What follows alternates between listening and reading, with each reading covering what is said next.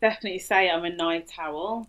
I guess that's where my creativity like comes alive, but that doesn't stop me from waking up at 5 or 6 o'clock in the morning to be productive. I can't last a day without a cup of tea in the morning. I tend to do 10,000 steps a day. That is Mm. like the best way for me to unwind, to scale my businesses, and I guess to solidify my financial plan. I guess I'm someone who doesn't consider themselves as the typical architect. I've always been entrepreneurial, whether that's inside architecture, outside architecture. I have my architectural business, I have my travel business, and both create multiple income streams that allow me to just work from anywhere, which has just been a massive goal for me and something I guess I strive and work towards every single day, even now. Growing up, I spent a lot of time playing on The Sims. So it basically became an addiction for me. And my dad used to say to me, if you're going to be playing this game so much, like you literally need to find a career out of it. So we never know where inspiration ideas will come from, right? Honestly, the biggest challenge was realizing that just how different the industry is compared to studying it and being in academia, I guess. Like at university, you design so freely. And in the real world, you're managing regulations, clients, contractors, budgets, and all the different constraints that are Mm. out there in the world of construction.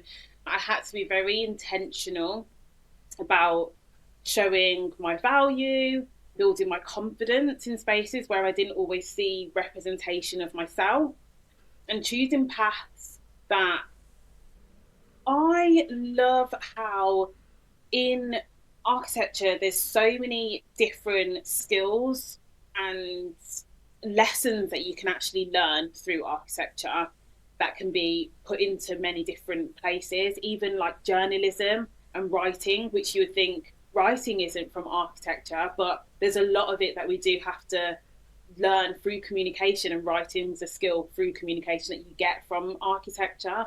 Freedom, time freedom, location freedom, financial freedom. I guess I didn't want to stay in the cycle of long hours and slow progression, feeling capped in my impact, really. And so, entrepreneurship and not just being the typical architect, as I like to say, has given me that ownership of my time, my income, and my future.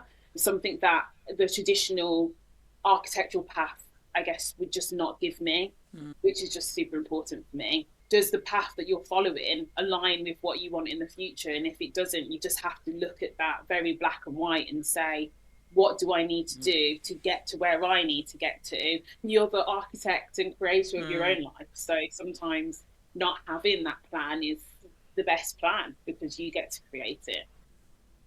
Yes, realizing that you can work really hard, you can have a great career, and you can still not build wealth if you don't understand money.